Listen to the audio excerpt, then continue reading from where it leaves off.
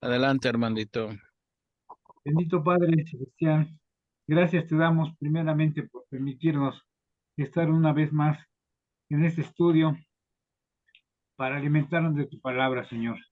Gracias te damos porque nos permites respirar el día de hoy, nos permitiste despertar y nos diste lo necesario durante el día. Por eso te damos gracias, Señor. Te pedimos por mis hermanos, por los que no se han podido conectar, que los lleves con bien, que los traigas con bien donde quiera que estén. Te damos gracias y te pedimos por la vida de mis hermanos también, Brendis, Juan Carlos, por Brendis que le pongas palabras que tú necesites enseñarnos, Señor, y a nosotros que nos des un corazón y una mente entendible y aceptable, Señor, de lo que es tu palabra. Gracias te damos en nombre de nuestro Señor Jesucristo, tu Hijo. Amén. Amén. Amén, Amén. amén. Bueno, pues ahora vamos a ver. Hola Leti, buenas noches. Hola, buenas noches a todos. Bienvenida. Buenas noches. Gracias. Ahora vamos a ver cómo aquí en la Biblia de MacArthur vemos 7 intentos por detener la obra de Nehemías. Y cómo vamos a ver que en este capítulo 5 no hay ningún intento de detener la obra de Dios, que es terminar la muralla. Vamos a ver que el enemigo está dentro, que la apatía y que las ganas de no ayudar, de la envidia, la codicia, están dentro de Jerusalén, desgraciadamente, ¿no? Entonces, pues aquí vamos a ver cómo Nehemías llama la atención a estas personas que no quieren ayudar, pero lejos de no querer ayudar, debilitan las manos que están ayudando, debilitan al pueblo con abusos, ¿no? Entonces, yo creo que aquí vamos a ver que el enemigo principal está muchas veces en nosotros, en nuestra misma apatía, en nuestra misma ganas de no hacer. Por eso es que el Espíritu Santo es el que nos motiva a hacer o no hacer las cosas, y es por eso que necesitamos tanto de él, ¿no? Necesitamos a Jesucristo, y que a través del Espíritu Santo pues nos motive a hacer las cosas.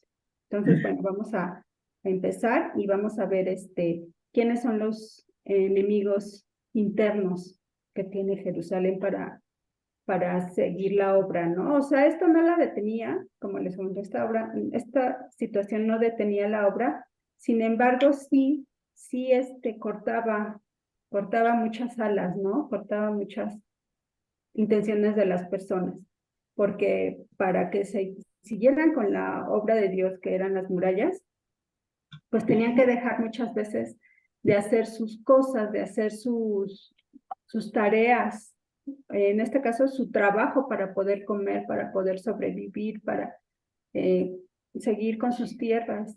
Entonces vemos que sí, no detenía la obra, sin embargo sí detenía pues muchas manos, ¿no? Y venía la desesperanza y venía la apatía porque se sentían que no podían más. Entonces vamos a ver aquí cómo Nehemías actúa, y bueno, sabiamente, porque pues Dios está con él, ¿no?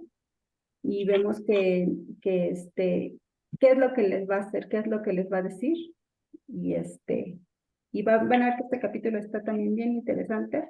Nos va a enseñar también qué es que debemos Oye, cuidar. Brendis, perdón, Brendis. Mande. Esto es lo que estamos viendo ahí, fue lo que me mandaste. ¿Te Le equivocaste? puse Esdras y era Nehemías. Ah, sí, porque ahorita estoy viendo, ahí dice esto, pero fue lo que me mandó. Tienes razón, o sea, yo también ahorita estoy leyendo Esdras, Pero pero sí, era es Nehemías. ¿verdad? ¿Sabes qué? Que me equivoqué. Ah, bueno. Soy mal, es Bueno, Nehemías. burros y ya no está regresando a Esdras otra vez. No, ¿qué crees? Que yo me equivoqué y era, hice el de Nehemías y mandé el de Esdras 5. Ah, entonces no nos va a servir la... Ah, entonces... No, porque te mandé otra. Y ya ni modo que ahorita la busque y te la mando. Ah, no, pues si no la tienes a la mano, no. Bueno, a No, capela, pues ya. no hay... Sí, ya, sin imágenes. Y sí la tengo, pero me equivoqué, mandé el de Esdras. O sea, Ya ves por andar todo el día en la calle. te digo, no, sí, nos aturde la calle. Bueno, adelante, Brendis. Bueno, vamos a empezar con el capítulo 1 el capítulo 5, versículo 1. Y dice así la palabra de Dios. Entonces hubo gran clamor del pueblo y de sus mujeres contra sus hermanos judíos. Dice que aquí hubo gran clamor del pueblo. Estamos viendo que habían condiciones económicas muy precarias. Había un desabasto de todo, de alimento y de trabajo. Vemos que efectivamente ya estaban muy mal económicamente, ¿no? No había una estabilidad económica. Voy a quitar mi cámara para que no se me trabe. Había una desestabilidad económica muy fuerte. Entonces vemos que la gente se empezaba a quejar, ¿no? Empezaba a decir, le empezaba a decir a Nehemías, oye, pasa esto, pasa lo otro, ya no tengo que comer, mis hijos están acá, están esclavizados, me pidieron mis tierras. Hubo mucho clamor, ¿no? Entonces, Nehemías pues empieza a ver esta situación y pues sí empieza a ver que está pasando algo grave, ¿no? Dice, había quien decía, nosotros, nuestros hijos y nuestras hijas, somos muchos, por tanto, hemos pedido prestado grano para comer y vivir. O sea, ya la condición estaba tan fuerte, tan pesada económicamente, que tenía que pedir prestado. ¿Pero por qué pasaba esto? Porque acuérdense que estaban trabajando en la muralla. Entonces, la muralla no era cualquier cosa. Levantar un muro no es cualquier cosa, y menos un muro de ese tamaño de la muralla de Jerusalén, ¿no? Entonces, el trabajo era pesado. Entonces, tenía que terminar esta obra porque se habían comprometido, pero también tenían que trabajar para poder comer, ¿no? Entonces, aquí ya había un problema. Estaban trabajando en la obra y dejaban de hacer muchas veces lo que tenían que hacer para comer.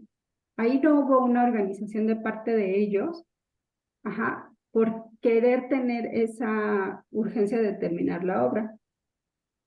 Entonces empezaron a sufrir de carencias, sobre todo de carencias alimenticias. Pues como eran agricultores, acuérdense, pues ya no tenían granos, ya no tenían semillas para poder sembrar, y entonces tenían que pedir prestado. ¿Y a quién pedían prestado?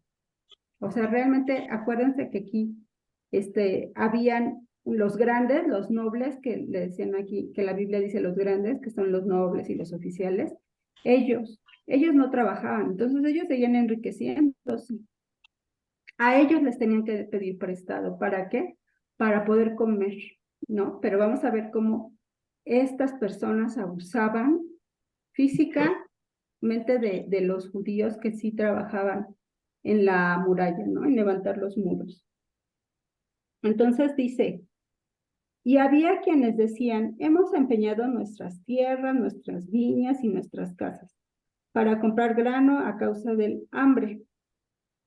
Entonces ya era una situación de hambre, ya no era de que, ay, pues no tengo para comprar mi casa, no, era una situación de verdad precaria, de hambre. O sea, ya cuando empieza el pueblo a tener hambre, ya es difícil que puedan trabajar, ¿no?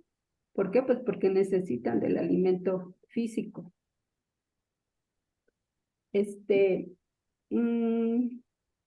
Como les decía, los grandes eran Nobles. los nobles, Nobles. pero los oficiales, ¿no, Armandito? Sí, nobles y oficiales. A la clase alta, puede decir. Exacto.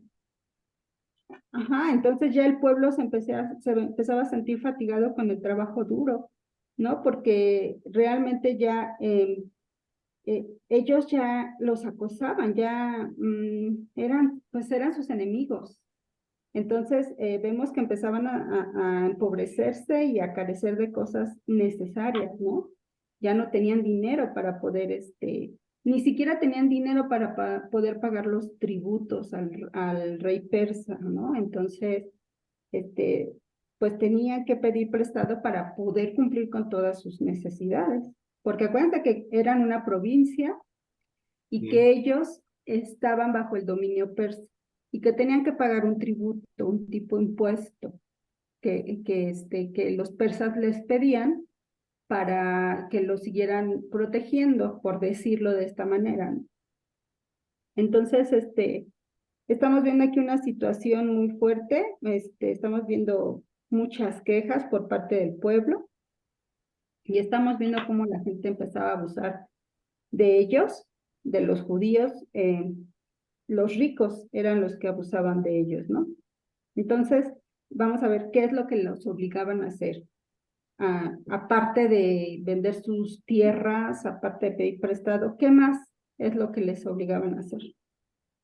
Para poder ellos comer y poder seguir trabajando en la muralla. Versículo 4. Y había quienes decían, hemos tomado prestado dinero para el tributo del rey sobre nuestras tierras y viñas. Ahora bien, nuestra carne es como la carne de nuestros hermanos, nuestros hijos como sus hijos. Y he aquí que nosotros dimos nuestros hijos y nuestras hijas a servidumbre, y algunas de nuestras hijas lo están ya, o sea, ya estaban bajo la servidumbre de estos nobles. Y no tenemos posibilidad de rescatarlas, porque nuestras tierras y nuestras viñas son de otros, o sea, ni siquiera podían pagar para rescatar a sus hijos porque ya habían vendido sus viñas, su medio de trabajo. ¿Cómo es que iban a rescatar a sus hijos, no? Entonces aquí vemos que ya era una extorsión de parte de los ricos para los pobres, los ayudaban, pero bajo un impuesto, bajo un interés muy elevado. Ese interés, esa usura que incluso la ley de Moisés prohibía, y sobre todo a tu hermano, ¿no? Los judíos, acuérdense que la ley de Moisés prohibía que le cobraras intereses tan altos a tu hermano. Es más, no le tenías que cobrar intereses, ¿no? O sea, si podías, préstale y esperar a que te pagara, ¿no? Y si en 7 años él no te pagaba, ya le perdonabas la deuda, le tenías que perdonar la deuda, o en el año de jubileo, ¿no? Entonces, vemos que aquí no estaban cumpliendo con la ley de Moisés, estaban siendo encajosos y estaban aprovechándose de la situación. Como le Incluso tenían ya los usaban como esclavos, ¿verdad, Brendis? ya los usaban como esclavas a sus hijos y a sus hijas, incluso dice que ya estaban en servidumbre, ¿no? Entonces, ya era una situación que se supone que tenían que estar unidos trabajando para poder terminar la muralla, para protección misma de ellos. Y aquí estamos viendo que los ricos estaban abusando de esta situación. ¿Por qué? Porque acuérdense que los ricos estaban con Tobías y con sus demás enemigos. Entonces no apoyaban a Nehemías por la envidia, porque no querían estar bajo el mando de Nehemías, se sentían superiores. Entonces, a pesar de que Nehemías pues era gobernador de la provincia de Judá, era un alto rango, ¿no? Y vamos a ver más adelante cómo es que Nehemías renuncia al pago de ser gobernador, ¿no? Vamos a ver también cómo él les pone el ejemplo. Así que con el ejemplo debemos nosotros predicar, ¿no? Y en este caso Nehemías estaba haciendo lo correcto. Entonces, vemos que, bueno, que ellos ya no tenían esperanza de liberar a sus hijos porque pues estaban endeudados, ¿no? Entonces, incluso pues como les decía, en Levítico y en Deuteronomio nos habla sobre esta ley de perdonarles, de no cobrarles tantos intereses y de perdonarles la deuda después de un determinado tiempo. Pero ellos no tenían ni la esperanza de que llegando a ese tiempo pudieran recuperar a sus hijos o sus propiedades, porque ya no las tenían. Entonces ellos lo que querían era comer y pues estaban perdiendo todo, ¿no? E incluso, como dice Armandito, ya esclavizaban a sus hijos, a sus hijas. Y eran sus hermanos, ¿no? Entonces, vamos a ver qué reacción tuvo Nehemías, porque fue algo que lo molestó muchísimo, porque vemos que no estaban cumpliendo con la ley. Pero bueno, ¿qué podemos esperar de estos enemigos internos que no estaban apoyando a Nehemías, ¿no? Versículo 6, ¿verdad? ¿Nos quedamos? Disculpa que te interrumpa, Brendis. Sí, adelante. Mandó un mensaje Manolita que ya tiene el celular nuevo, que se le puede mandar el link para poderse conectar. Ah, muy bien. Ah, no Pero está presumiendo su celular, está en, Manuelita. el link está ahí o sea, mandé el El link al grupo, grupo. es que si Ya, tiene ya, celular nuevo, no tiene. el número nuevo. Ah, pues necesita mandarnos el número nuevo primero, porque yo no sé cuál sea su número, cómo se lo mandamos. Ahorita le mando, ahorita le digo. Sí, Sí, manda gracias. un mensaje que nos mande al grupo su nuevo Tú, número. Armandito, compártele a Juan Carlos o al grupo, comparte el nuevo número, porque tú sí lo tienes. O si tú lo tienes, Armandito, ahorita Ajá. a Manuelita, y ya mañana que nos lo mande a nosotros y ya para darla de alta en el grupo con el nuevo número. Claro, tú, Armandito, compártele el link a Manuelita y ya ella se puede meter. Claro. Sí, cómo no, ahorita le. No, pues ya mandó el mensaje Manolita aquí al grupo. Tú, Armandito, el del grupo, mándaselo a Manuelita su teléfono personal que tú ya lo tienes. ¿No lo Sí, tienes tú? sí, no, el de Manuel. Ah, sí, aquí lo tengo. Pero comentaba que el mensaje que mandó lo mandó al grupo, entonces Ah, ya está ya. en el grupo. Sí, ya debe estar, sí es cierto. Bueno, Bueno, bueno, pero miren, mandó a decir, ya tengo un nuevo celular, gracias a Dios, si me pueden mandar el link, o sea, ya tiene un nuevo celular, pero no mandó el número. ¿Cómo le hacemos? Ah, ajá, mira, aquí porque tengo un entonces ese número, no debe ser su número, ¿verdad? ¿Quién sabe? Ah, aquí tengo el número que te lo pase, Juan Carlos. sí, pues quien lo tenga que me lo mande y ya la daremos de alta, pero pues, por lo pronto ya, a ver si podemos hoy todavía, si no, pues ya será mañana. Correcto. Perdón por la interrupción. No, no Perdón, hay perdón. cuidado. No hay cuidado, pues te sirve que nos respiramos. Versículo Acompañe. 6 dice, ¿qué hizo Nehemías ante estas situaciones? Perdón, me quedé en el 5. Ahora bien, nuestra carne es como la carne de nuestros hermanos, nuestros hijos como sus hijos. Y he aquí que nosotros dimos nuestros hijos y nuestras hijas a servidumbre, y algunas de nuestras hijas lo están ya, y no tenemos posibilidad de rescatarlas porque nuestras tierras y nuestras viñas son de otros, ¿no? Eso es en lo que nos habíamos quedado. ¿Y qué reacción tuvo Nehemías? Versículo 6. Y me enojé Sí, en gran manera cuando oí su clamor y estas palabras. O sea, Nehemías también se enojaba, ¿no? Pero vamos a ver qué es lo que hizo con su enojo. No como uno que muchas veces te enojas, explotas y dices barbaridad y media, insultas, y ya después nos arrepentimos. No, vamos a ver qué enojo tú. Sí se enojó Nehemías, se vale enojarse, pero vamos a ver el ejemplo de Nehemías, porque esto nos va a servir a nosotros también para poderlo aplicar en nuestras vidas. Versículo 7. Entonces lo medité y reprendí a los nobles y a los oficiales y les dije, ¿exigís interés cada uno a vuestros hermanos?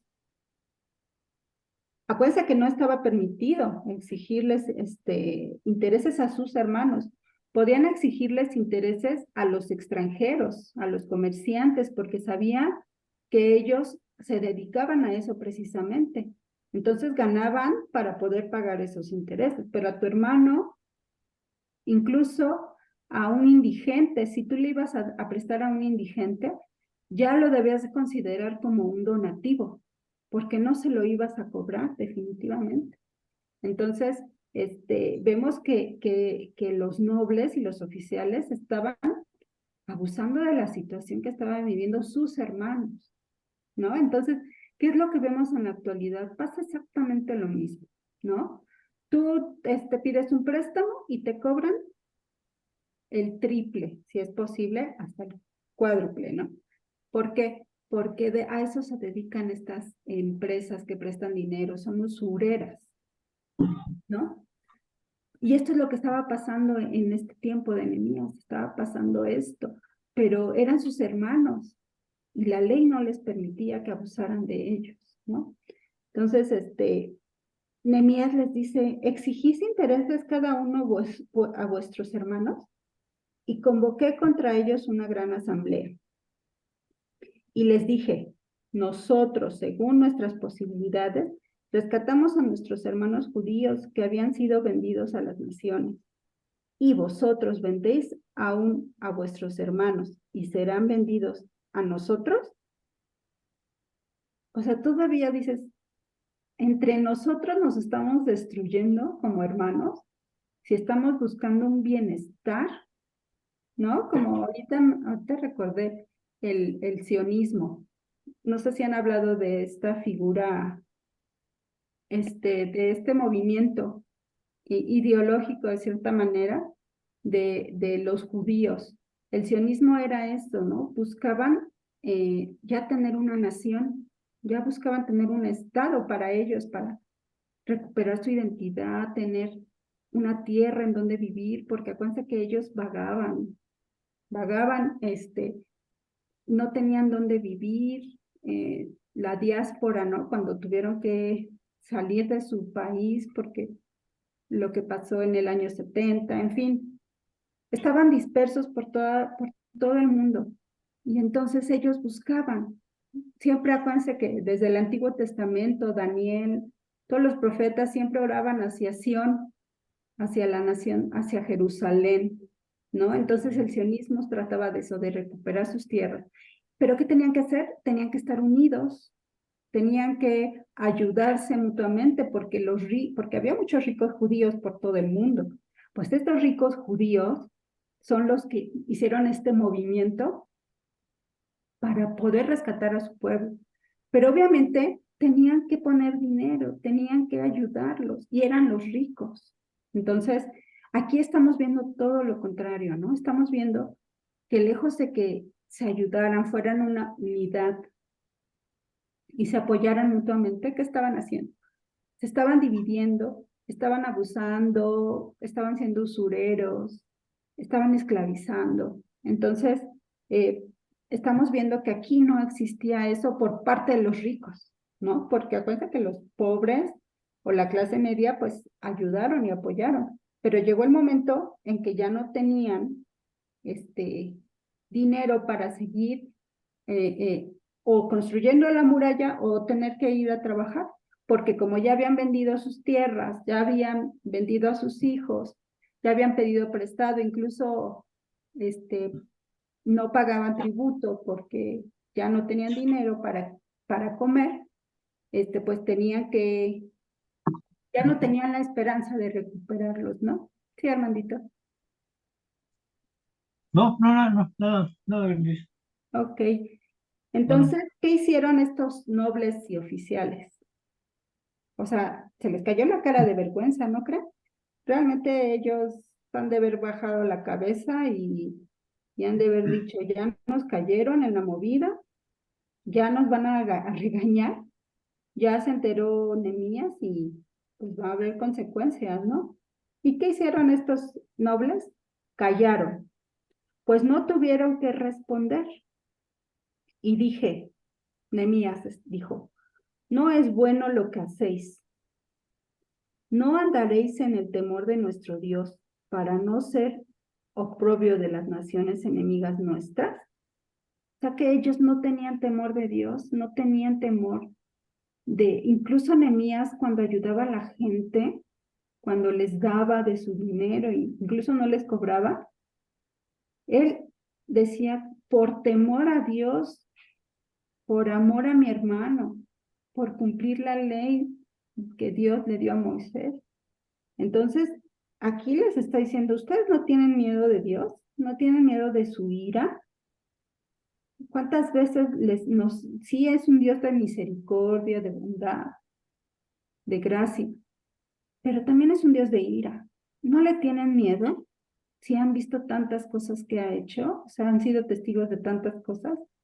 Entonces, ellos les hace esta pregunta, ¿no? ¿No andaréis en el temor de nuestro Dios para no ser oprobio de las naciones, enemigas nuestras? Versículo 10. También yo y mis hermanos y mis criados les hemos prestado dinero y grano. Fíjense, este es el ejemplo que Nehemías les está poniendo. Él mismo de su propio dinero les ha prestado para que sobrevivan y sigan con la obra de Dios. Dice que les ha prestado dinero y grano. Quitémosle ahora este gravamen. Les está diciendo, arrepiéntanse y dejen de cobrar este gravamen a sus hermanos. Regresen a sus tierras, regresen a sus hijos. Ya no les cobren ese dinero para que ellos puedan trabajar y puedan tener que comer. Ajá. Versículo 11. Os ruego que les devolváis hoy sus tierras, sus viñas, sus olivares y sus casas, y la centésima parte del dinero, del grano, del vino y del aceite que demandáis de ellos como interés. Les está exigiendo que les devuelva todo esto, porque él está enseñándoles con el ejemplo lo que él hizo cuando les prestó dinero y grano a sus hermanos. Les está diciendo, yo lo hice, ustedes háganlo por temor a Dios, ¿no? Entonces, los estaban de cierta manera redimiendo, ¿no?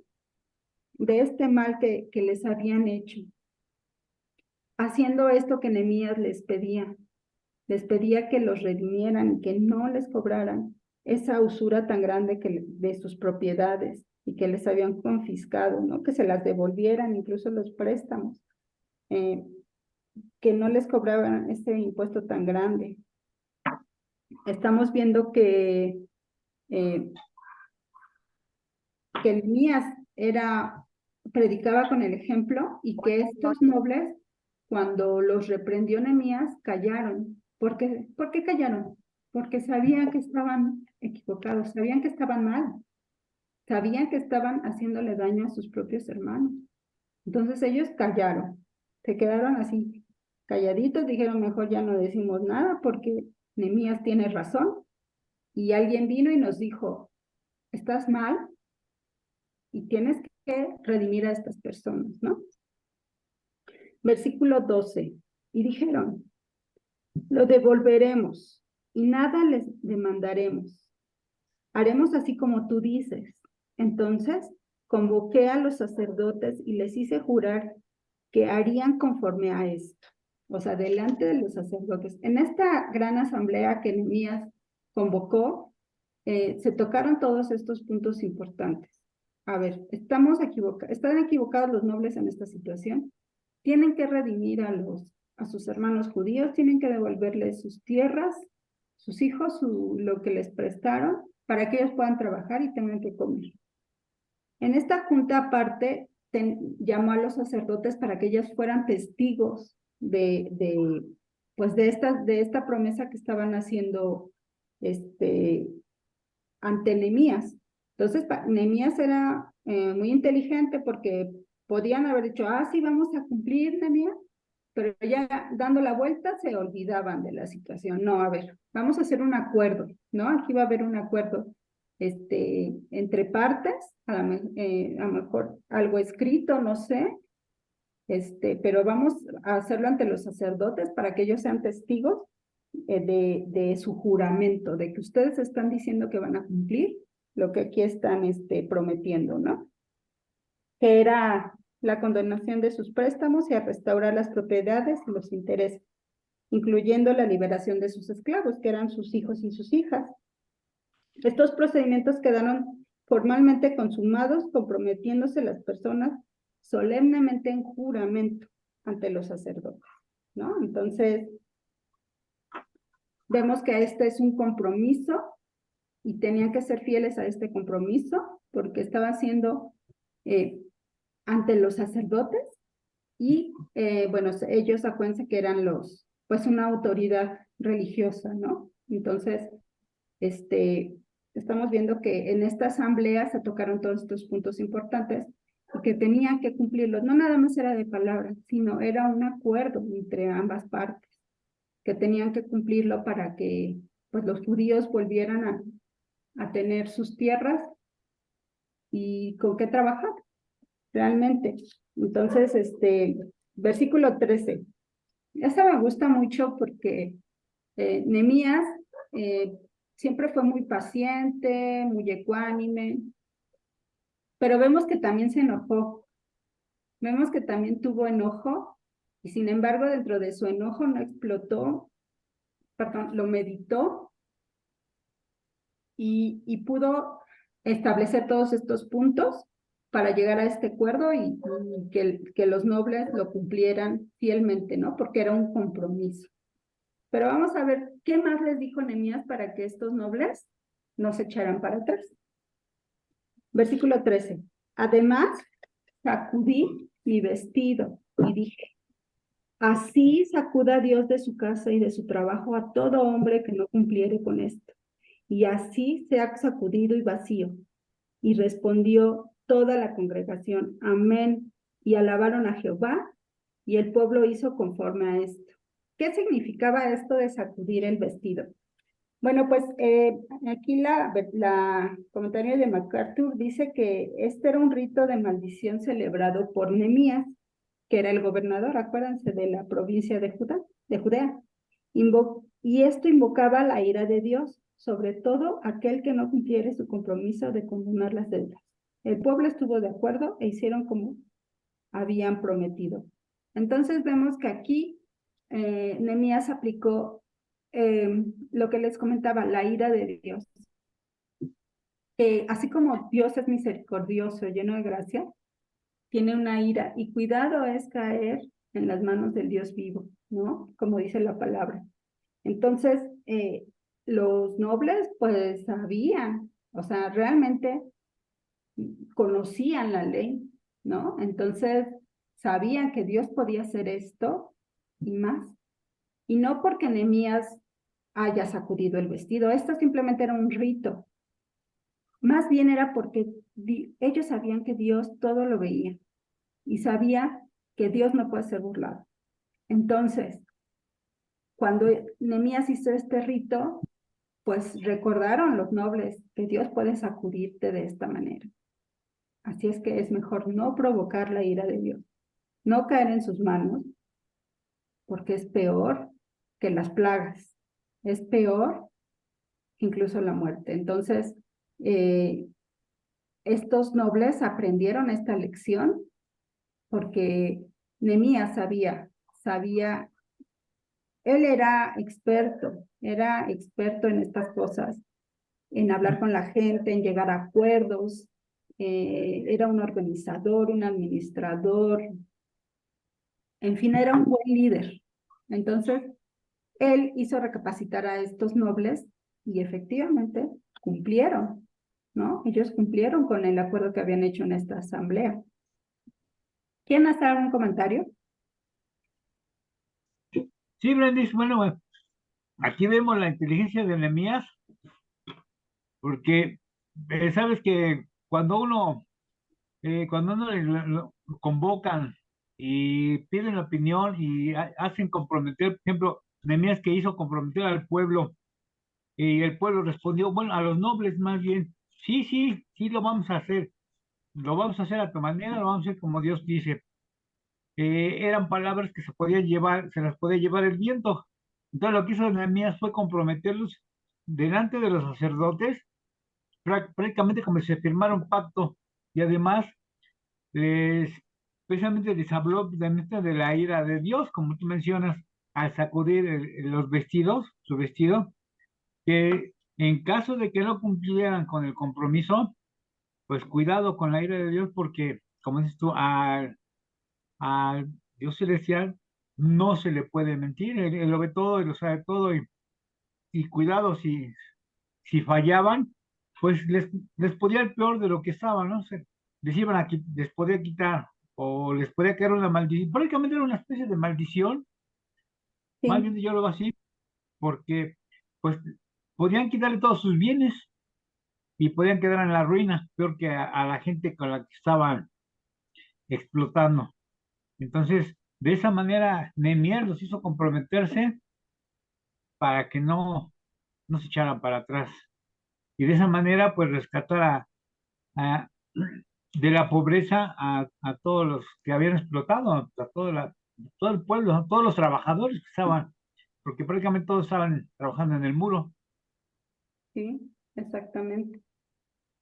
Así es, Armandito, que vemos que bueno, efectivamente Nehemías tuvo que aplicar este rito Sí, y bueno, sí entendieron, ¿no? Realmente sí sabían cuál era la ira de Dios, entonces, nada más que yo creo que todos sabemos de cierta manera la ira de Dios, sabemos que Dios tiene ira, pero ¿sabes qué?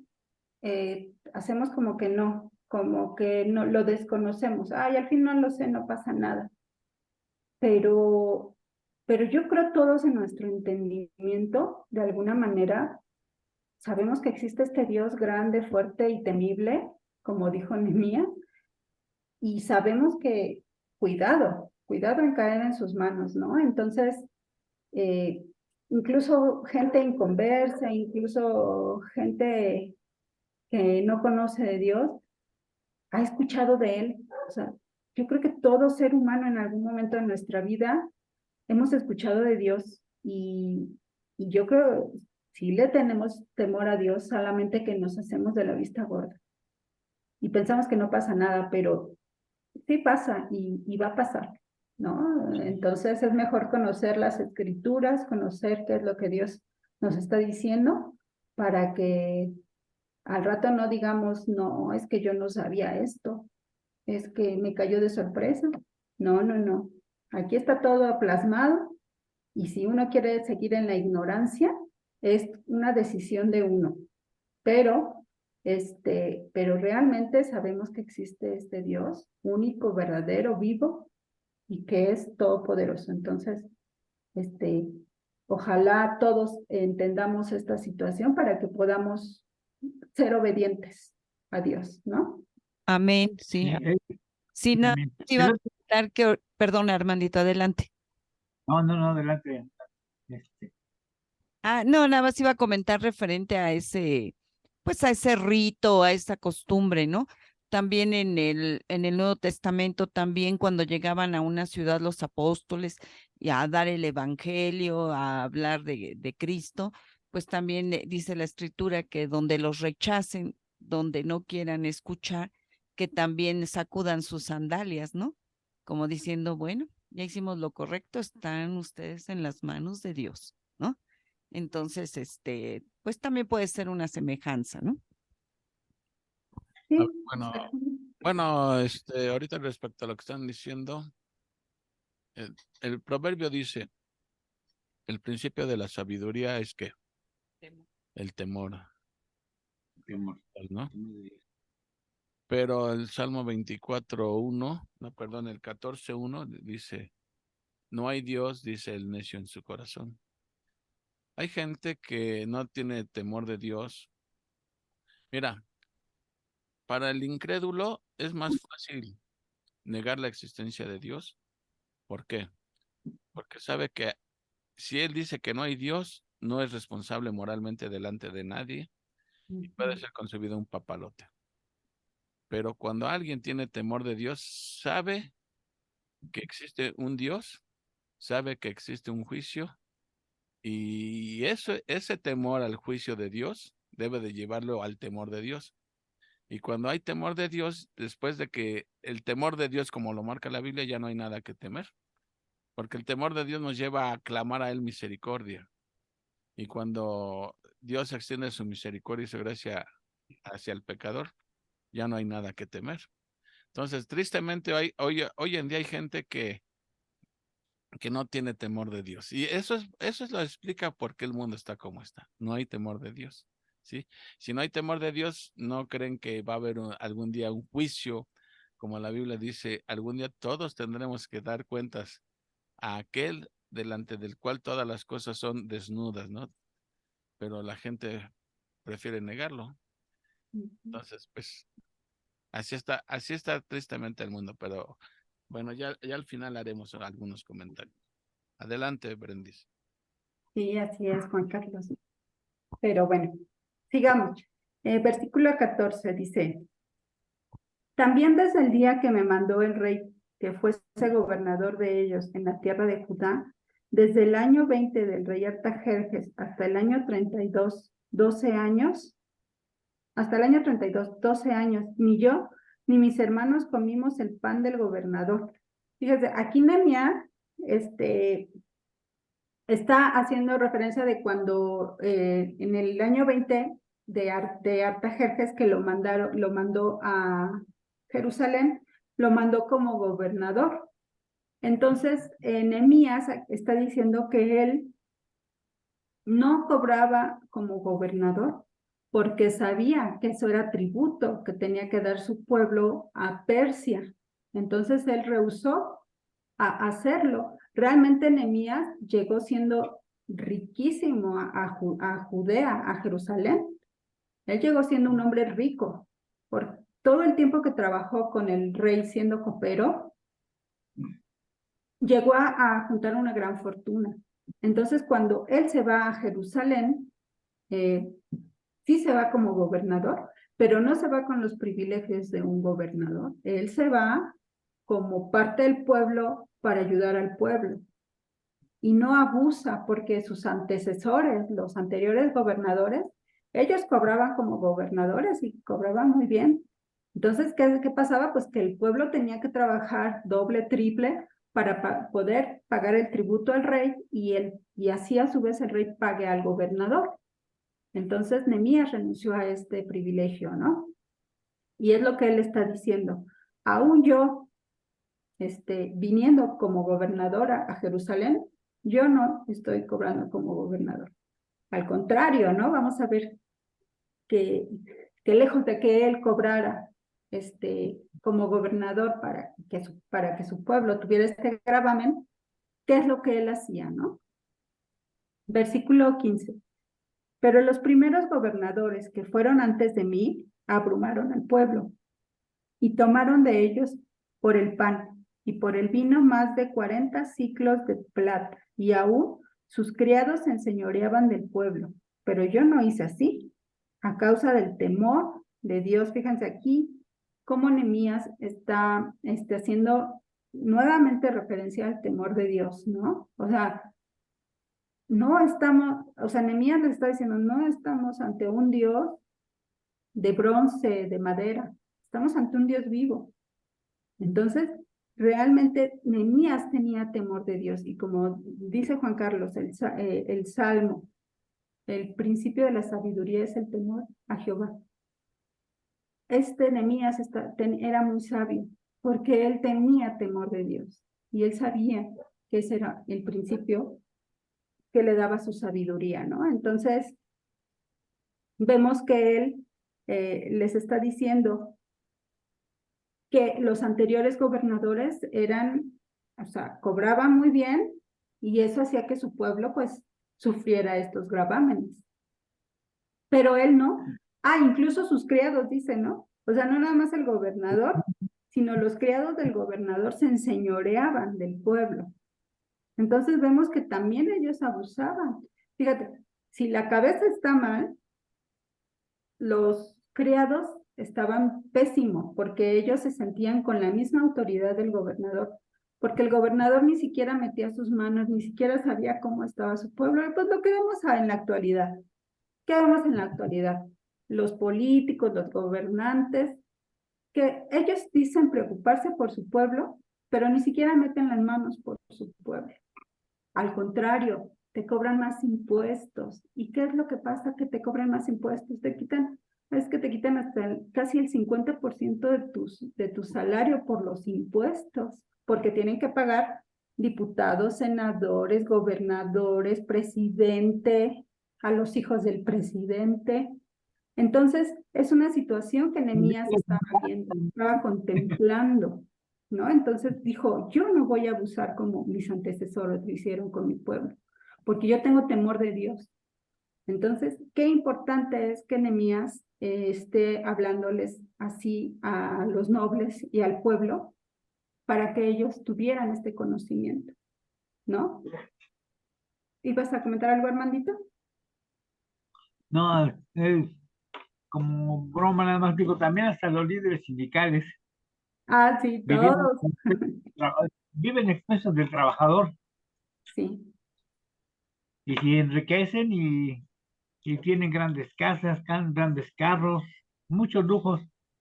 Y el exacto. trabajador es el que paga las consecuencias. Así es. Y ahorita que haces este comentario, vamos a ver cómo Nehemías ni siquiera pensó en hacer una gran casa para él ahí en Jerusalén para que viviera como rey. Ni siquiera pensó eso. O sea, No ni siquiera cobraba, pensó en... no cobraba su salario como gobernador, e Ujú, incluso se menciona que le daba alimento, alimentaba a 150 judíos, ajá, posiblemente eh, puede ser que haya sido su guardia personal, puede ser haya sido que era sus de los criados, ¿no? oficiales Sus sirvientes, y sus sirvientes, pero salía de su bolsa, todo salía de su bolsa. salía de su bolsa, nada del erario del No, gobierno. así es. Un comentario Bueno, aquí de lo que está diciendo Armandito. Aquí no aplica eso de yo tengo otros datos porque la Biblia chaval. Pues no, aquí no hay otros datos, son los... Aquí está la Es verdad. el- Así es. Muy bien, entonces versículo 16. También en la obra de este muro restauré mi parte, o sea, lo que decíamos, ¿no? Este Nehemías, aparte de contribuir económicamente, moralmente, espiritualmente, este, también contribuía físicamente, también le entraba duro a los cocolazos, ¿no? Porque metía aquí las dice, manos para construir el muro, ¿verdad? ajá, es que yo veo el muro, por ejemplo, el muro de los lamentos. ¿Ustedes ven qué murote es? O sea, yo lo veo y digo, es un super muro, o sea, está Sí, ¿no? altísimo. Imagínate, construir un muro para toda la ciudad. O sea, no fue un trabajo sencillo, no fue un trabajo fácil, ¿no? Y sin embargo, con la administración y el liderazgo de Nehemías pudieron construirlo en 52 días. Pero ¿qué estaba No, pasando? ¿Qué estaba pasando? Cosas que Nehemías no se enteraba hasta que se enteró de estos gravámenes que estaban sufriendo. Ya no tenía que comer su pueblo, ya no tenía sus propiedades y estaban esclavizados sus hijos. Entonces, ¿cómo no se iba a enojar Nehemías si realmente estaban haciendo esto para la obra de Dios y estar haciendo este tipo de infamias? Pues obviamente Nehemías tenía que poner cartas en el asunto, ¿no? Y aquí estamos viendo, dice, también en la obra de este muro restauré mi parte y no compramos heredad, es lo que les decía. Nehemías no compró casa para él. ¿Qué es lo que hacían los anteriores gobernadores? Pues llegaban como nobles, llegaban a Judá, perdón, a Jerusalén, y y se hacían sus casotas, ¿no? Para vivir como reyes. ¿Y qué dijo o Nehemías? Yo no compré ni siquiera una propiedad para mí. también daban dinero, ¿verdad, Brandis? Y cuando no podían pagar, se hacían acreedores. Bueno, les quitaban sus propiedades a los que no podían pagar su préstamo, y de ahí se hacían sus buenas casas. No, pues se hacían ricos a costa del mismo pueblo, ¿no? Entonces, vemos que Nehemías, pues, predicaba con el ejemplo, ¿no? Porque dice, y no compramos heredad, y todos mis criados juntos, ay, perdón, es que no veo esto, y todos mis criados juntos estaban allí en la obra, y es lo que comentabas, Armandito. Todos sus criados, era a los que alimentaba él con su propio dinero, los alimentaba. No les 150. pedía tributo al pueblo, no les pedía dinero a los nobles. Él solito alimentaba a estas 150 personas, que eran que estamos viendo aquí, que son mis criados juntos estaban allí en la obra. él le tenía que pagar a estos criados, porque no iban a vivir de aire, ¿no? Entonces Nehemías de su bolsillo, de su dinero, sacaba para pagarles, para alimentarlos, para vestirlos, para dónde tener que vivir. Entonces, pues, la verdad es que Nehemías es, pues, dices tú, ¿dónde hay este tipo de hombres, no? Ya no los hay. Porque vemos los gobernantes de ahora que lejos de ayudarte, te hunden más. Y si pueden ponerte el pie, pues más te lo ponen. Entonces, ya no hay este tipo de hombres que gobiernen. Desgraciadamente, por eso estamos como estamos, ¿no? Ahorita me estaba acordando, Berenice, Sí, ahorita me fui porque, bueno, anteriormente se decía que el Evangelio, bueno, lo menciona el Evangelio, ¿no? Que amaos los unos a los otros. Ahora los gobernantes lo que hacen es fregar los unos a los otros. sí, Armandito. Exactamente. Tristemente, ¿no? Tristemente vemos esta situación. Por eso es que hay que orar por nuestros gobernantes, porque Sí. no hay otra situación más que orar. Versículo 17. Además, 150 judíos y oficiales y los que venían de las naciones que había alrededor de nosotros estaban a mi mesa, lo que comentábamos. Él los alimentaba. Versículo 18. Y lo que se preparaba para cada día era un buey y 6 ovejas escogidas. También eran preparadas para mí aves.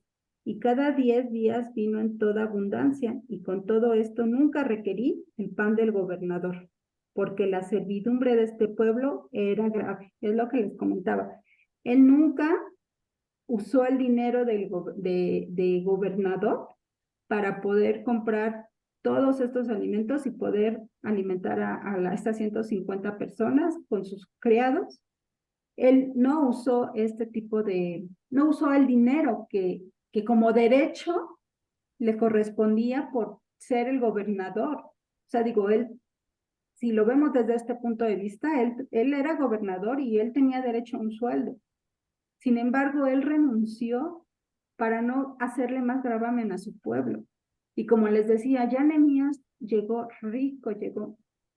muy rico a Jerusalén y con su dinero pagó todo esto. Entonces, aquí el comentario de John McCarthy dice, en el antiguo cercano oriente era costumbre calcular el gasto de un establecimiento real, no por la cantidad de dinero, sino por la cantidad de sus provisiones. Por eso decía el pan del gobernador, ¿no? Y ya por último vemos en el versículo 19, acuérdate de mí para bien, Dios mío, y de todo lo que hice por este pueblo. Bueno, pues vemos que esta es la primera de 4 ocasiones que Nehemías ora de esta manera, que le dice, acuérdate de mí para bien. Y recordemos que todos los que estamos haciendo bajo la voluntad de Dios, todas las cosas nos ayudan a bien, ¿no? Porque estamos cumpliendo con sus propósitos, ¿no? Entonces, vemos aquí que la situación estaba difícil. Realmente si Nehemías no hubiera puesto cartas en el asunto, pues la situación se hubiera complicado todavía más. ¿Por qué? Porque la gente ya empezaba pues a no tener que comer y si no comes, pues no trabajas, ¿no? O sea, si no comes te desmayas o no sé, te mueres. Entonces, ¿cómo iban a terminar las murallas si tú estabas enfermo? Necesitabas estar sano, necesitabas estar fuerte para poder seguir con las murallas. Entonces, vemos que en esta asamblea que convocó Nehemías, le hizo entender a estos nobles y que yo creo que lo hicieron más a fuerzas que de ganas, pero de cualquier manera cumplieron con este trato. Acuérdense que antes pues no había contratos, pero pues casi Nehemías les hizo firmar un contrato, ¿no? O sea, los hizo comprometerse ante el pueblo, ante los sacerdotes, y todavía les dijo, si vean cómo sacudo mi vestido, si ustedes no cumplen con lo que están prometiendo aquí, así Dios va a sacudirlos a ustedes. Entonces, pues los nobles se hicieron para atrás y dijeron, no, prefiero estar bien con Dios y cumplir lo que Él dice aquí, lo que dice su ley, que no tenía que cobrarle intereses, usuras al pueblo, a sus hermanos. Entonces dijeron, pues vamos a cumplir la ley, ¿no? Bueno, más adelante vamos a ver que quizás sí cumplieron en ese momento y ya después otra vez, no era como un ciclo, como lo que les pasaba a los jueces, ¿no? Era un ciclo que se repetía constantemente, ¿no? Pero bueno, pues vemos que hasta nuestros días pasa, ¿no? Entonces, desgraciadamente no tenemos mucha conciencia en este sentido. Pero bueno, pues aquí termina este versículo y Nehemías oró nuevamente pidiéndole a Dios que lo ayudara para bien, ¿no? Y bueno, eso es todo. Gracias. Gracias a ti, Brendis. Está muy interesante. Gracias. Bueno, sí, Un buen ejemplo de comentario. Nehemías. Hay cosas que comentar. Sí. A ver, ¿quién dice yo?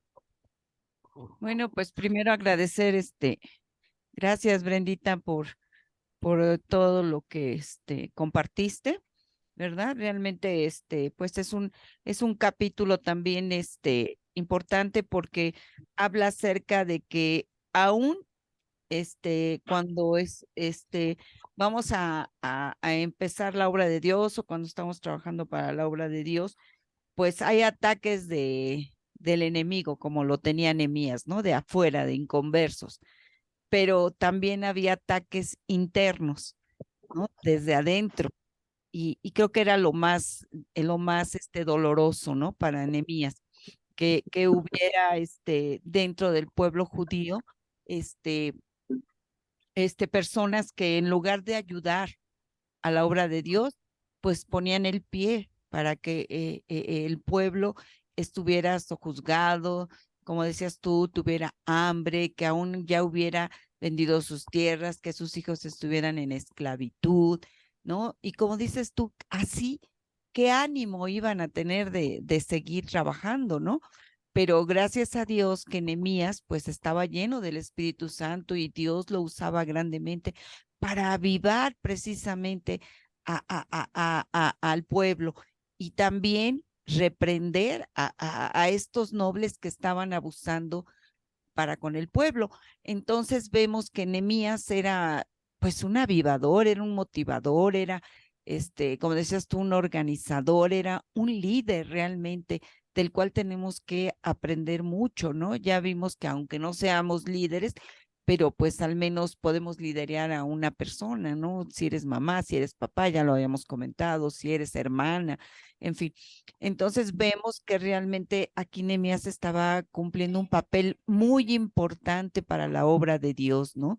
Entonces, cuando se presentaban circunstancias difíciles, Nehemías nunca se desanimó, siempre estuvo él al contrario, animando a aquellos que querían tirar la toalla, ¿no? Y eso es bien importante. Como habíamos comentado, realmente decimos, ay, es que no hay avivamiento, pero vemos que el avivamiento empieza en cada uno de nosotros, ¿no? Y para mí es un avivamiento, pues la vida de Armandito, la vida de Brendita, que están siempre aquí tratando de animarnos, de compartirnos lo que estudian, y eso a mí me motiva muchísimo, ¿no? Entonces vemos que realmente Dios siempre tiene remanentes en los cuales está trabajando para animarnos y decir, adelante, adelante. Entonces, ojalá y parte de esos instrumentos que Dios quiere para avivar a los que están a nuestro alrededor, no para ni para destruir, ni para criticar, ni para tirarles pedradas o decir, no, no, ya no podemos, ¿no? Que Dios nos dé la fuerza y ponga hambre y sed de Él en nosotros y que podamos motivar a los que están a nuestro alrededor. Así es de que, pues, muchas gracias. Amén. Amén. ¿Quién más? Amén. No sé si me pueden escuchar. Escuchamos. Es que está fallando el internet y se fue la luz, ya no pudimos conectarnos. pero sí, pero pues de la parte que estuve escuchando, Brendis, que fue cuando me incorporé, como dices eso, ¿no? Que Nehemías estaba muy consciente de cómo su pueblo había sido afectado, ¿no? En los anteriores, como otros, pues otras personas que habían sido responsables habían ayudado y hay miles, ¿no? Que no importa si es una persona importante de la sociedad, corazón, el corazón que, pues que se te va por lo que va. Y me llama mucho la atención mías que él era una persona muy adinerada, que reconocía la necesidad de su pueblo, a pesar de que él estaba bien, estaba muy consciente de las necesidades. Entonces, pues nuevamente vemos cómo cuando el Señor toca el corazón de una persona y si esa persona, bueno, está dentro del propósito de Dios que ayude a su pueblo, pues lo va a hacer, ¿no? Como dices, hay que orar por nuestros gobernantes porque tengan un corazón pues dispuesto al Señor, ¿no? Porque sabemos que pues el amor al dinero, el amor al poder no van a dar un fruto, pues obviamente que dicen.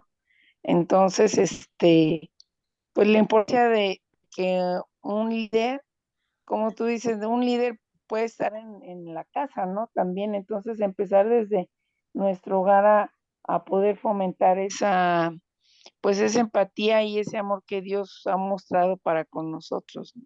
Pero sí es una historia muy interesante, un ejemplo, pues la verdad, de mucha sujeción y fidelidad a Dios, ¿no? Porque estaba consciente, ¿no? De cuál era su objetivo, ¿no? De edificar lo que Dios mandaba, ¿no? Entonces, como siempre tuvo presente la voluntad de Dios por sobre su propio bienestar, ¿no? Aún teniendo el poder y los recursos, puso primero servir al Señor. Amén. Y esto es todo, bueno, de lo que me tocó ya por fin escuchar. Muy Sí. bien, Pati, gracias. ¿Alguien más? A ver, tengo yo aquí algunos comentarios que eh, básicamente lo que estamos viendo, la reconstrucción del muro de Jerusalén era parte de la obra de Dios. Y estamos viendo una vez más que el enemigo siempre tiene estrategias para atacar la obra de Dios. Siempre donde Dios manda emisarios, también Satanás manda emisarios. Y lo que hemos venido viendo a lo largo del libro de Nehemías es que las estrategias que utiliza el enemigo de Dios para obstaculizar la obra de Dios. Recordemos cómo empezó los ataques, primero con las burlas. Ay, ese muro, si se sube una sola, lo va a tumbar. ¿Sí? No funcionó, no se desanimaron, a pesar de que las burlas siempre como que calan. El mejor antídoto contra las burlas es no hacer caso. No funcionó la primera estrategia, que vinieron después las amenazas, ¿sí? La conspiración. Los vamos a atacar por el norte, por el sur, este y oeste, y todo mundo, los enemigos de Dios, se unen para atacar la obra de Dios. El pueblo de Dios no se desanima, Nehemías anima al pueblo a seguir trabajando y con el mazo dando y con el otro defendiéndose. No funcionó eso, pero cuando vienen los ataques y las amenazas, la respuesta natural es el desánimo. Y el pueblo se desanimó, como diciendo, híjole, pues yo creo que hasta aquí llegamos. Pero Nehemías los exhorta, los anima a seguir adelante. Eso fue lo que hemos visto. Hoy vimos otra arma de Satanás. Cuando los ataques exteriores fracasan, hay otros ataques que creo que son más efectivos, los ataques internos, ¿no? Porque esta vez no iban a pelear contra enemigos extranjeros, era pelear o discutir o confrontar a sus propios hermanos. En la obra de Dios, tristemente, nunca falta los que se quieren aprovechar de la situación de alguien. Y aquí estamos viendo a los usureros, o, ¿cómo le podríamos decir? Agiotistas, que se aprovechan de la situación del pueblo y empiezan a extorsionarlos, ¿sí? Y esa es otra arma de Satanás, pero ¿qué hace Nehemías? Pues primero se enojó mucho y después los confronta y les dice, oye, si somos hermanos, ¿qué te pasa? ¿Cómo te estás aprovechando de tu propio hermano, acabándolo de hundir? No sé qué tanto les caló la reprensión de Nehemías, pero la cosa es que accedieron a regresar lo que habían, pues quitado a la mala, ¿no? Que les habían quitado a la mala. Y funcionó, o sea, Nehemías, vemos aquí su estrategia como líder, ¿sí? Siempre animando y como dice, y poniendo el ejemplo, porque él teniendo derecho a recibir su sueldo como gobernador, él no pidió sueldo ni nada, ni tierras que le ofrecieron ni nada, aceptó. Y nos recuerda el ejemplo del apóstol Pablo, como dice ahí en Corintios, yo tengo derecho a que la iglesia me sostenga, pero prefiero ganarme los centavos con mi propio trabajo antes de poner este obstáculo a la propagación del evangelio. Y bueno, esos eran los comentarios que quería hacer de respecto a que siempre va a haber ataques, siempre va a haber. Y viendo ya qué es más peligroso, los ataques de afuera o los ataques de adentro. Los ataques de adentro, Ataques de adentro, porque los de ataques afuera, pues de sabes, hermanos. pero por dentro, cuando el enemigo está infiltrado entre las filas, híjole, pues hacen más daño desde adentro que desde afuera, ¿no? Y eso fue lo que estaba pasando aquí. Pero bueno, gracias a Dios que la situación se solucionó. Y bueno, van a venir más, dijiste 7 armas, ¿no? Llevamos 4, así que todavía nos faltan otras 3 ver. ¿Cómo Satanás? No descansa, no descansa. Y hay un comentario que decía que es el primero en llegar a la iglesia. Sí. El primero. Si Armandito llega a las 9 a la iglesia, Satanás llega a las 6. Para impedir la entrada. Para poner obstáculos. Sí, realmente al Señor no le importaba tanto la construcción del muro, la construcción del templo o la construcción de la ciudad de Jerusalén. Lo que le interesaba al Señor, a Dios, era la construcción personal de Israel o en este caso de Jerusalén como nación, como hermanos. ¿Y qué pasaba? Pues estaba viendo una división, estaba dividiendo, los mismos nobles dividían con sus actitudes, estaban dividiendo al pueblo y la estaban matando.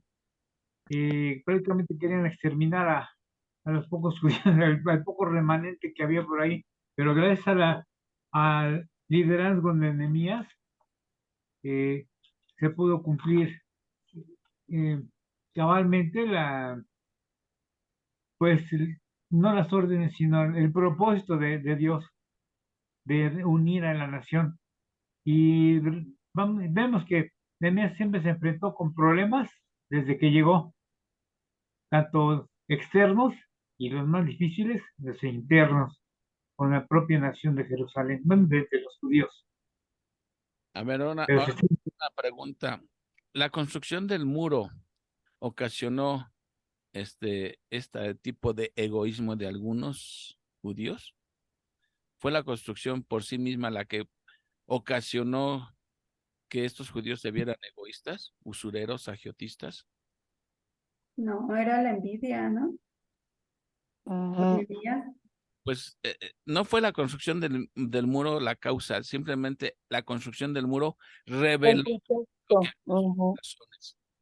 Eso fue lo que muchas veces situaciones difíciles por las que confrontamos y actuamos mal, no es que la situación difícil la ocasionó, la situación difícil únicamente reveló lo que hay en nuestro corazón, ¿sí? Es como una vez les puse el ejemplo de la bolsita de té, ¿sí?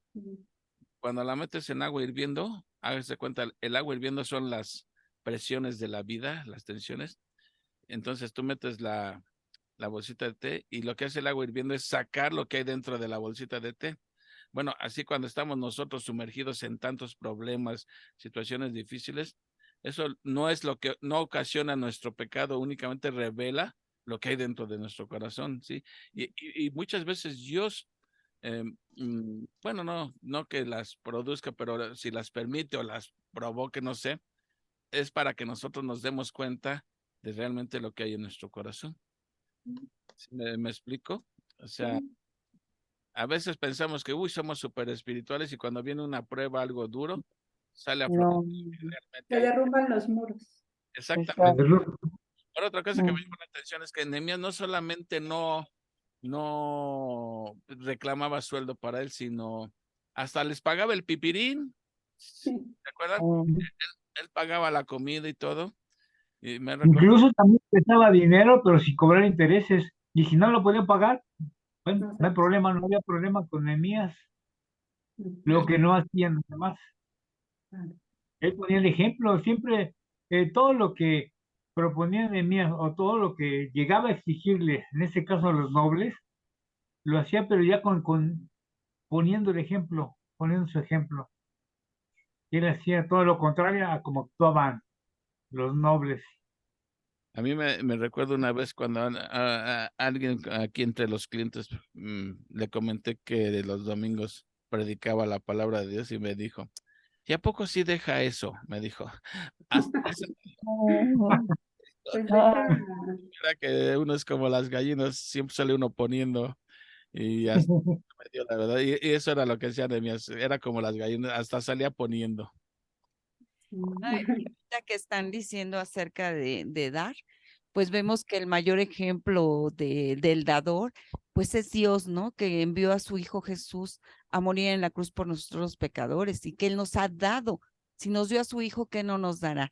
Y vemos que Él nos da y no nos quita. Él lo da para siempre, ¿no? Para siempre. Entonces creo que el mayor ejemplo es Dios a través de nuestro Señor Jesucristo. Y eso es lo que nosotros debemos darle a las personas, darle a los que están cerca de nosotros, porque tal vez no les podamos dar cosas materiales pero sí les podemos dar el evangelio, ¿no? Y creo que esa es la mayor riqueza que Dios nos ha dado y nosotros la podemos compartir. Así es. ujú.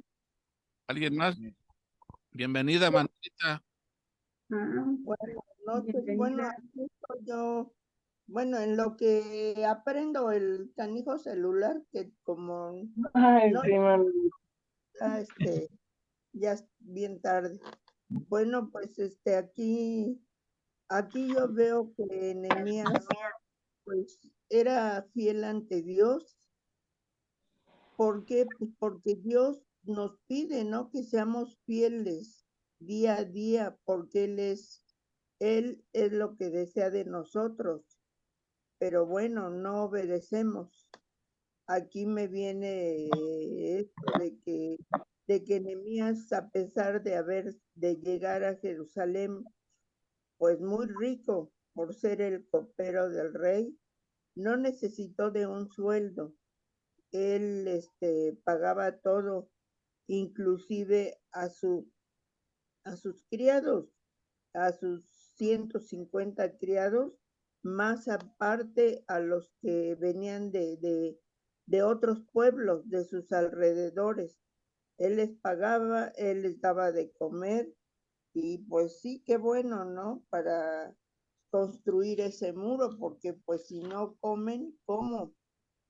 Y aquí pues él decía, ¿no? De que él, con todo lo que tenía del gobierno, o sea, del pueblo, no les quitaba nada. Inclusive el pueblo decía, ¿no? Hemos empeñado nuestras tierras, nuestras viñas, nuestras casas para comprar ganado a causa del hambre. Y digo, qué triste que todo eso siga pasando actualmente. Y pues ni modo, no hay trabajo, no hay esto, no hay nada. ¿Y a qué se dedica la gente? Pues a robar. Pues, ¿qué más le queda? Pero bueno, eso es lo que entendí de la lección de hoy. Gracias. Gracias a usted, Manuelita. ¿Alguien más? Sí, pues ahorita con respecto a lo que comenta Manuelita, yo creo que Nehemías estaba, o sea, todo esto que le funcionaba también a Nehemías, ¿no? El ser tan buen líder era porque estaba bajo la voluntad de Dios, estaba haciendo lo que Dios le estaba, lo que ya le había puesto en su corazón. Y bueno, si nos puedes explicar, Juan Carlos, qué diferencia hay entre la voluntad de Dios y la providencia de Dios. Pero, por ejemplo, ahorita está Nehemías bajo la voluntad de Dios, pero también bajo la providencia de Dios se cumplen los propósitos de Dios, como vamos a ver con Esther, porque ellos no estaban bajo la voluntad de Dios, pero sí bajo la providencia de Dios, porque a final de cuentas estamos en el lugar que Dios ya designó, no es casualidad nada, ya todo lo puso Dios, entonces yo lo entiendo de esta manera, pero no sé si tú nos podrías ampliar un poquito más la diferencia entre la voluntad y la providencia de Dios, que son diferentes, sin embargo, todo es conforme para los propósitos de Dios. Diría mi nieto Carlitos. Diría mi nieto Carlitos. ¿Y yo por qué? Ah, porque tú eres el maestro aquí, el líder. Sí. Tú eres el líder aquí. A la- También aprovechando el viaje, si nos puedes dar también una explicación, Juan Carlos, nuevamente de lo que es el temor de Dios, por favor. Ya te pusimos a trabajar. La voluntad de Dios, yo creo que la voluntad de Dios se divide en dos aspectos de la voluntad de Dios. Una cosa es la voluntad de decreto y otra cosa es la voluntad de deseo. Cuando alguien te pregunta, ¿es posible conocer la voluntad de Dios? Lo primero que tienes que contestar es, ¿a qué voluntad te refieres? ¿A su voluntad de deseo, o sea, lo que es su voluntad revelada, o la voluntad de decreto, que es oculta? A veces las dos voluntades se contraponen, sí, a veces se contraponen, la voluntad de decreto con la voluntad de deseo. Por ejemplo, parece que, por ejemplo, un ejemplo. En Timoteo creo dice que Dios quiere que todos vengan al arrepentimiento y que ninguno perezca. Esa es su voluntad de deseo, está revelada. Pero su voluntad de decreto, ¿cuál es? No todos van a salvarse. Todos, o sea, esa es la voluntad de decreto, ¿sí? La voluntad de decreto es que solo aquellos a quienes Dios da vida van a ser salvos. Cosas un poco complicadas de entender porque a veces se contraponen las cosas, pero voy a tratar. Ya una vez les puse un ejemplo de que en la vida cotidiana, cómo es la voluntad de deseo con la voluntad de decreto. La voluntad de decreto de Dios es lo que sucede. Lo que sucedió es porque Dios lo decretó, porque la Biblia dice que una hoja no se mueve si no es la voluntad de Dios. Un pajarillo no cae muerto si no es la voluntad de Dios. ¿Sí? Entonces, todo lo que Dios decreta va a acontecer. Y todo lo que acontece es lo que Dios decretó. Vamos a poner, alguien se casa con un hombre inconverso o mujer inconversa. ¿Fue la voluntad de decreto de Dios? Sí, porque sucedió. Pero la pregunta es, ¿era la voluntad de deseo de Dios? No, no era la voluntad de deseo. ¿Sí? Entonces, la voluntad de decreto es, Dios determinó que hoy estuviéramos 5 reunidos aquí. Esa fue su voluntad de decreto de Dios, que nada más 5 estuviéramos aquí reunidos. Pero su voluntad de deseo era que nada más estuviéramos 5. Seguramente su voluntad No, era que estuviéramos más. Sin embargo, nada más tuvimos 5. Entonces hay que diferenciar entre lo que es la voluntad de decreto y lo que es la voluntad de deseo de Dios. Que la misma Biblia lo dice. Hay cosas ocultas que Dios no nos ha revelado, que solamente pertenecen a Él.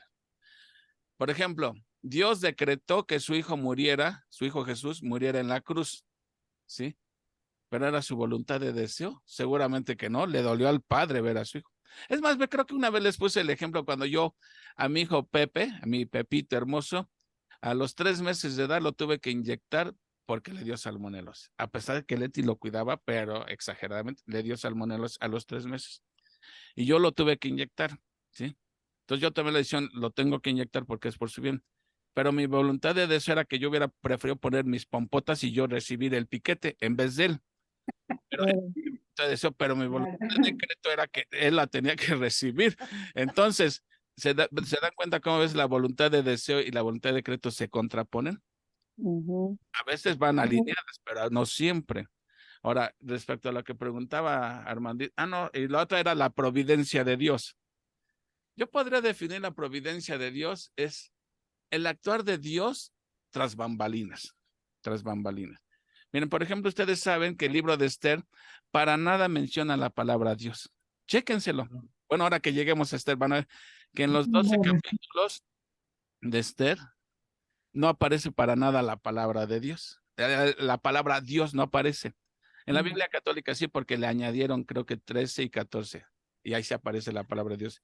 Pero en la Biblia original, la Reina Valera 60, la que tenemos nosotros y que es igual lo mismo en el Antiguo Testamento hebreo, no aparece la palabra Dios para nada. Pero el actuar de Dios se ve desde el principio hasta el final. Entonces es Dios actuando tras bambalinas. ¿Sí? La providencia de Dios es el cuidado que tiene de Dios, el cuidado que tiene Dios de sus hijos, sin que se haga visiblemente aparente. Podría yo así definir la providencia de Dios. Quizás se quede muy corta mi definición, pero es como yo lo entiendo. Dios actuando tras bambalinas. Es como en un programa de televisión. Los actores salen, el que está el locutor, el cantante, pero ¿cuánta gente hay detrás del escenario que está actuando también? Entonces, digamos que algo así es como la providencia de Dios. Oye, perdón, antes de que sigas con la definición que te pidió Armandito, nada más para reforzar esta que tú nos acabas de decir de la voluntad de Dios, bueno, ahorita me vino a la mente un versículo de la Biblia que es Juan 3:16.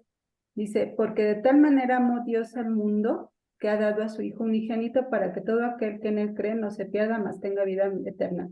¿Cuál era el objetivo de Dios? Que a todo el mundo le llegara la salvación. Pero dice aquí el subjetivo, sí por decirlo, el objetivo de Dios era que todo el mundo, pero no todos tienen la fe en Cristo. Entonces no a todos les va a llegar esta salvación, solamente a los que creen en su plan de redención. ¿Podría ser más o menos un ejemplo? Mira, en la salvación interviene tanto la soberanía de Dios como la responsabilidad humana, ¿sí? Dios determina quién va a ser salvo, pero no salva a nadie en contra de su voluntad. Dios obra en la voluntad del hombre para venir a Cristo. Porque Pablo lo dice en Efesios, todos estamos muertos espiritualmente. Hasta que Dios nos da vida, somos sensibles a su palabra. Esto explica por qué tanta gente puede escuchar el evangelio. Se lo has explicado 1000 veces con manzanitas y no lo creen, ¿sí? Porque están muertos espiritualmente. Para que ellos puedan creerlo, primero Dios tiene que darles vida espiritualmente para que sean sensibles a su palabra. Por eso Juan dice, nosotros le amamos porque Él nos amó primero. Dios siempre toma la iniciativa ante todo, pero la soberanía de Dios no excluye la responsabilidad humana, porque hay que creer. Dios no va a creer en tu lugar, ni nadie va a creer por ti. Tú tienes que creer en una decisión voluntaria de poner tu confianza en Jesucristo como el único que te puede salvar. Olvídate de obras y olvídate de Juan de las Pitas. Es Jesucristo el único que te puede salvar. Y si tú confías en Jesucristo como tu único y suficiente Salvador, la Biblia lo dice claramente, tienes vida eterna. ¿Sí? De acuerdo. Y lo que decíamos del temor de Dios, pues creo que prediqué hace 8 días algo sobre del temor de Dios y creo que este domingo también voy a tocar algo del temor de Dios. Pero el temor de Dios no es el temor, me acuerdo que les decía que si estamos aquí congregados y de repente entra un león, pues nos da miedo, ¿no? pero no es la clase de temor de Dios que como si Dios fuera un policía que tiene un garrote y a ver a qué horas te portas mal para darte un garrotazo. Yo creo que el temor de Dios es algo, una reverencia a Dios, de reconocer su infinita grandeza y lo pequeñito que somos nosotros, ¿sí? Como dice, creo en Daniel, somos como el polvo ante la grandeza de Dios. Ese reconocimiento de la gran diferencia que hay entre Dios y nosotros nos lleva a un temor reverencial, ¿sí? Y como les dije, cuando uno tiene el temor de Dios, ya no hay por qué temer nada, porque el temor a Dios te lleva a reconciliarte con Dios, ¿sí? A clamar misericordia de parte de Dios. Y entonces cuando tú te has reconciliado con Dios, ya no hay nada que temer. El ladrón que murió en la cruz con Jesús, ¿murió teniendo temor a algo? No, porque Jesús le dijo, y estarás conmigo en el paraíso, ¿sí? ¿Y lo salvaron sus obras? No lo salvaron sus obras, fue haber puesto su fe en el único que lo podía hacer. En fin. Muy bien. Ya, claro, ahora sí quedó claro. Pero, bueno, pero se vale. Bueno. En fin, ya se quedaron calladitos como si Nos dejaste mudos, los hubieran porque regañado. estuvo muy bien explicado.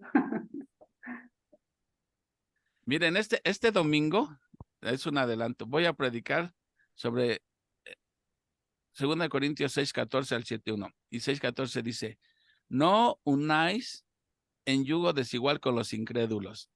Vamos a ver, miren, siempre que me toca un pasaje corto y que aparentemente es sencillo, a la hora de estarlo estudiando resulta que no está tan sencillo, no está tan sencillo.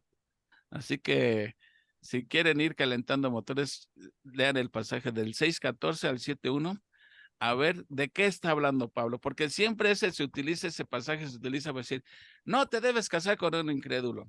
Mi pregunta es, ¿y Pablo estaba pensando eso realmente? ¿Estaba hablando de matrimonio? Ese asunto ya lo había tratado en la primera carta, se está saliendo del tema. En fin, no quiero adelantarles más, pero tiene sus bemoles ese pasaje. ¿Qué quiere decir Pablo cuando dice no unáis en yugo desigual? ¿Quiénes son en ese caso los incrédulos? ¿Sí? Y ahí habla también del temor de Dios. Pero en fin, bueno, ya no adelanto más porque si de por sí no van a mis predicaciones, menos si lo adelanto, menos van a querer ir. Todo. Muy bien. Bueno, No van a las pedradas. por eso hermanito lleva su casco, dice. Sí, sí. Bueno, no sé si hay algún comentario más. No, No, nada más ahorita que hablaba acerca de la soberanía de Dios, acerca de la voluntad de decreto, de de su deseo, ¿no? Pues, como decías tú, nuestra responsabilidad y que Dios nos ha mandado a dar es el evangelio, ¿verdad? Nosotros pensemos, no, aquel nunca va a creer, ay, no, aquel menos. No, nosotros darle el evangelio. Y como ya vimos, realmente el que lo va a convencer es Dios, ¿no? Entonces cumplamos con lo que Dios nos ha dado. Tú nunca vas a nadie, es Dios, porque es el Es milagro Dios. solamente. Amén. Bueno, Brendis, pues te regreso el micrófono. Tú dices, what time? ¿Terminamos? pues ya creo que ya abarcamos un poquito más con sus comentarios y con estas pues, definiciones que muchas veces yo me confundo mucho, lo entiendo, pero no lo sé explicar, entonces necesito que me lo vuelvan a explicar para que me quede bien fijo y leerlo, ¿no? Y seguir en el estudio constante, porque no es lectura de un día, es lectura de toda la vida, entonces yo creo que tarde o temprano me va a quedar bien fijo, bien claro.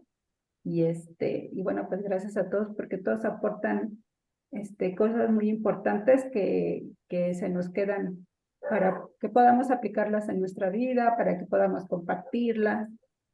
Y eso es lo importante, que entendamos la palabra de Dios literalmente como Él nos la quiere decir, que a pesar de que es el Antiguo Testamento, pues hay muchas cosas que todavía tenemos que aprender y que debemos estudiarlo porque es como un espejo para nosotros. Entonces, muchas gracias a todos por su participación. No, es que realmente ese es el propósito por el que estamos todos aquí reunidos. Seguramente todos hubiéramos querido ya estar en camita, descansando, viendo la tele, a Gómez Leiva, lo que quieras. Pero sin embargo necesitamos el alimento. ¿Por qué? Porque tantas cosas aún desconocemos, tantas cosas aún no entendemos, y es el propósito de estar aquí, que juntos nos vayamos edificando, alimentándonos, compartiendo pues lo que estudia cada quien y todo es de gran bendición para nosotros. Eh, no se va uno igual que como a las 9 de la noche, a las 10:30 que terminamos, no se va uno igual. Algo hubo que nos nutrió, que nos alimentó, que nos consoló, se exhortó, nos redargulló incluso, ¿sí? No se va uno igual, ¿no? Entonces, pues gracias a Dios que todavía tenemos esta posibilidad de estarnos reuniendo a través de este medio, ¿sí? Y en toda labor, dice el Señor, hay bendición. Así que, Uriel o Pati, no sé, pues si no está Uriel, en ausencia de Uriel, Pati, ¿quién es el orador u oradora designada? Y si alguna petición. Y petición para que Manuelita se restablezca y se recupere pronto de estas cosas que sufrió. Sabemos que vivimos en un mundo caído, en un mundo caído. Ya cada día uno ya ve cada cosa pero Dios es grande. Tenemos a Cristo en nuestro corazón y ¿qué más podemos pedir? Tenemos lo más importante. Lo demás todo es efímero. Teniendo a Cristo tenemos la vida eterna. Así que, Pati, pues tú dirás, it's up to you.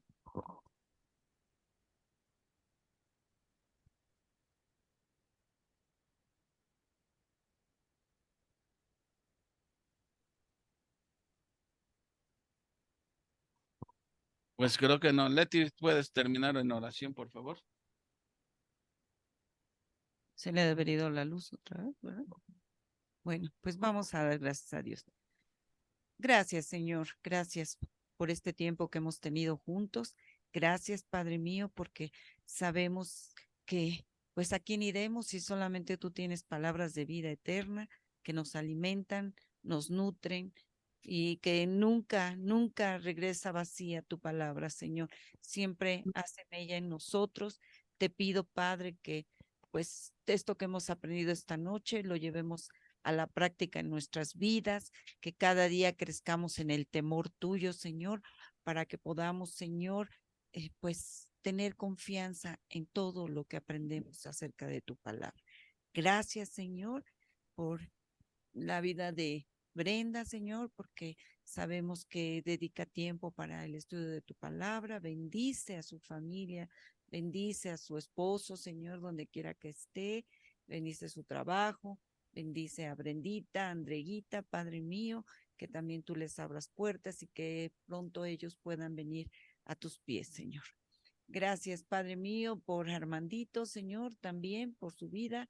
Te pido que lo uses grandemente también para llevar a su familia a tus pies. Y gracias porque ya tiene lugar, Señor, para pues vivir, Señor. Te pido que también ahí lo uses grandemente a su alrededor para llevar el evangelio y que vengan muchas personas a tus pies, Señor. También gracias, Señor, por la vida de Patti, de Uriel.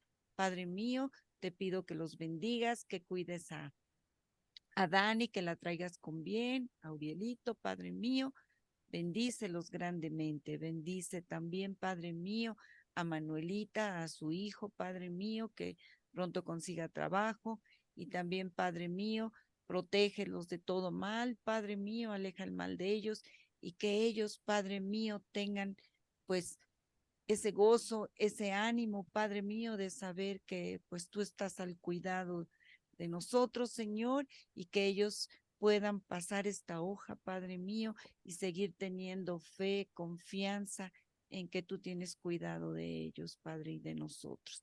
Bendice también a mi familia, a mis hijos, a mis nietos, Padre mío, y que todos vayamos a reposar, Señor, sabiendo que tú tienes Padre, cuidado de nosotros, Señor, porque tú no duermes. Padre mío, tú siempre tienes tu ojo puesto en nosotros.